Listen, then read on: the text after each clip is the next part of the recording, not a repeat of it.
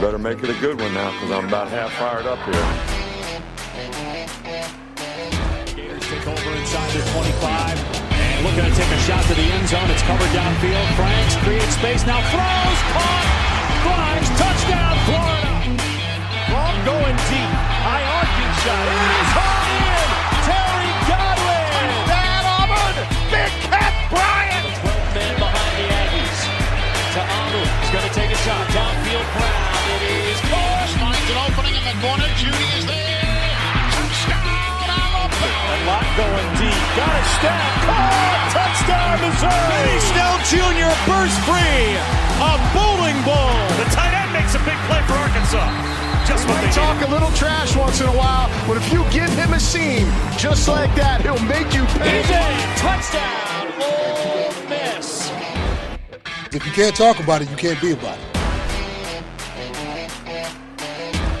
Gerald taking a shot on the post. Got it. He had it. Hang on. He does. Touchdown, Tennessee. Marquez Callaway.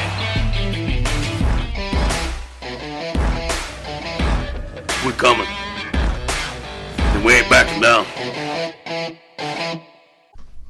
Welcome to Mouth of the South. I am Dano, and here with me, as always, is Mason.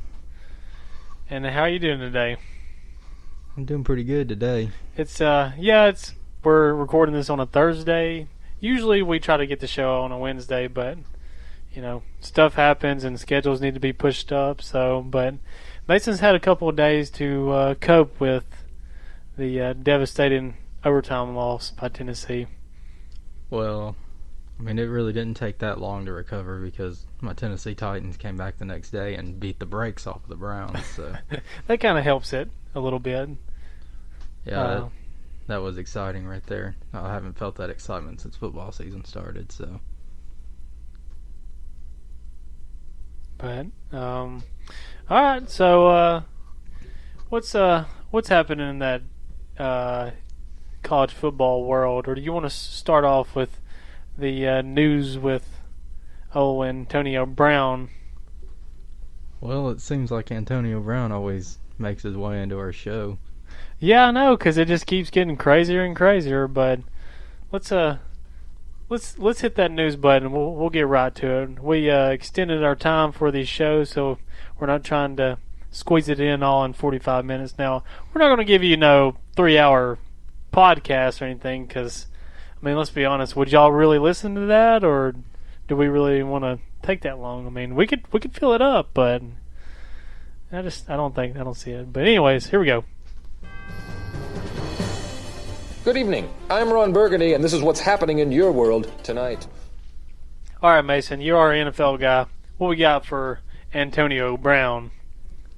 Well, I think the last time we talked about Antonio Brown, he was actually he got kicked off the Steelers. Or no. Well, no. He was having I think he was having his second No. The last time we talked about him was the helmet thing, was it not? Yeah, his second grievance with it. And he lost the first one, lost the second one. Picked a fight with the manager, right? Yeah, the general manager, Mike Mayock, I think is his name. They got into a altercation where Antonio Brown actually called him a racial slur, apparently, which the GM is white and Antonio Brown is black. What did you call him, a cracker or something like that? That's what he did. Oh. Which Antonio Brown denied. They almost got physical. Antonio Brown had to be held back while he was. That's what I had saw on my updates on ESPN.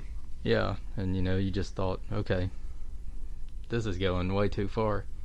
Well, a couple days go by and everything's fine. John Gruden says that Antonio Brown's going to play Monday night, and Antonio Brown posts this video on YouTube that seems like he's ready to play.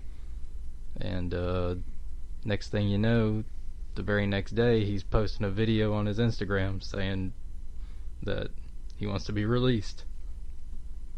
And a lot of people think it's just I know where John Gruden said that he would play that Tuesday, and he literally got dropped that weekend. Yeah. or Monday. And a lot of people were saying that it was just like a social media, exploit to try and get him out to New England where he wanted to be either way. And it worked. I was a little surprised they picked him up. Yeah. And if anybody could fix him, it's Bill Belichick and Tom Brady. Right. But they were completely unaware of the most recent drama with Antonio Brown with the sexual assault and rape accusations. And that's what we're getting into, the real juicy stuff. Yeah. Don't sugarcoat it, man. Give it to us. Well, it was either a reporter for ESPN or NFL Network that released some alleged emails that was from Antonio Brown, filled with cuss words and all kinds of very graphic material, and it's been said that Antonio Brown, the second incident was where it was actually with a trainer, a female trainer, and she would walk in and Antonio Brown would just be stripped naked, and he would be pleasuring himself, and when she would turn around, he would be done. So he was pretty much spanking his monkey when... Yeah. All right. And waited till she turned around so that she got the aftermath of it on her back. Oh my God.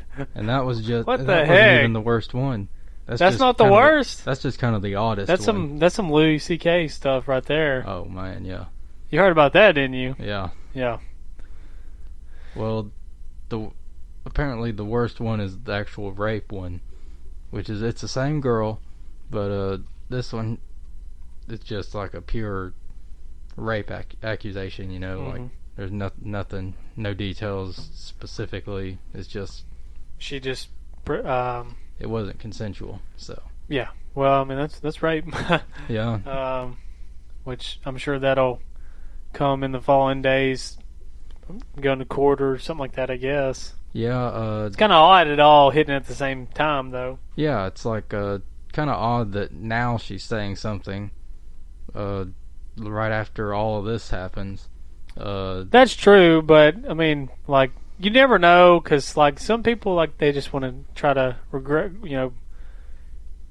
it and like put it in the back of their mind, and then like when they start hearing more people coming out with stuff, they want to get their word out. So you never really know. And it's probably a hard time. It's a hard thing to admit, I'm sure, for a woman. I mean, absolutely. And it's not a good thing by any means. And if that's true, then Antonio Brown should be prosecuted for it. Yeah, and his status is, well, backing up a little bit, she's going to fully cooperate with the NFL. She can meet with them as soon as next week, early next week, and she said she's passed a lie detector test about it, so she'll have that to show to the NFL. And Patriots were completely unaware of it when they signed him to a 1-year, $10 million deal. Will that hurt the contract? Well, it has like $9 million worth of guarantee in it, and it says in the contract that if he does anything like inhumane towards the organization or towards just in general, it completely nullifies it. So he'll lose out on all his guarantee if he is found guilty. And I don't know if there's an update on this, but Roger Goodell was considering putting him on the NFL exempt list, which would make him ineligible to play for New England. Until all this... Yeah, until it's all settled. Yeah, well, I mean, it's just been an ongoing thing with him. Not like with the rape and stuff like that, but he just continues to like... It's this or that, and I think his career has come to an end. He just can't keep himself out of the media for the wrong reasons. Yeah, and it just seems like he doesn't care anymore. I mean, I don't really think he wants to play anymore. Yeah, he just I don't know, trying to get a rise out of everybody, it seems like. Yeah. But that's our NFL news of the day, and let's get to the college football. What do you want to start with first? What's something off the top of your head that we need to talk about? Well, I posted on Twitter some of my Heisman candidates, and it got a lot of backlash, mainly because I have, golden child Jalen Hurts so far down, and I have Joe Burrow at the number 2 spot right now going into week 3. Shame, shame, shame. I'm pretty sure I commented on that too. Yeah, I think you were one of the haters. Well, I mean, let's be honest. Joe Burrow's had 2 good games, but I don't think he's winning the Heisman this year. Which Jalen's had high yardage games too. He's been playing like South Bethel Bible School or something. I mean, what? He's not playing nobody. They played Houston. Oh, I think they had one of the statistically worst defenses last year. Unless a year made a huge difference. Who did LSU play first? I don't know, but I know who they played second. Exactly, nobody. Texas. They played Texas, who was claiming to be DBU. Well, let's get one thing straight. Neither one of them teams were DBU, because it was just shot back and forth. It was a freaking. Well, maybe the quarterbacks were just that good. I don't know. I mean, is Bo Nix going to be able to keep up with that? With what? With Joe Burrow's offense? Is Bo Nix going to be able to keep up with that? Well, I mean, Bo Nix has nothing to do with Joe Burrow's offense. I mean, Auburn's defense is, they're like, I think they're number 2 in the country, if I'm not mistaken, as of right now.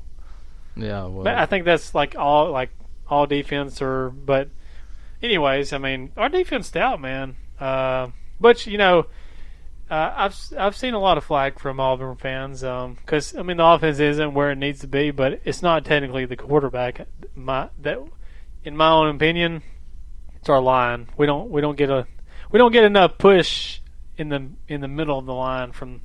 The guards aren't doing what they need to do. Yeah. So, they average 2 to 3 yards in the middle and then 6 yards on the outside. So, something's not right up in there. So. But one thing I want to talk about, have you seen all the stuff with Alabama's athletic director said, I don't know if he said in a press conference or what, but he pretty much said that Alabama's getting shafted with all the 11 o'clock games. Yeah. And, well, for one, they're not. Yeah, I posted a chart on Facebook with all the games from since 2014. Oh, you gotta pull it up too. Sure do. But what they got? Alabama's not even in the top 5. It goes Georgia, Tennessee, Mizzou, Ole Miss, and Vanderbilt, and Georgia has 9 11 o'clock games, and Tennessee's next with 7, tied with Missouri and Ole Miss, and then Vanderbilt 6, and then you got A&M at 5, Kentucky at 5, and then Mississippi State and Alabama at 4. Yeah, I don't see the big deal. No,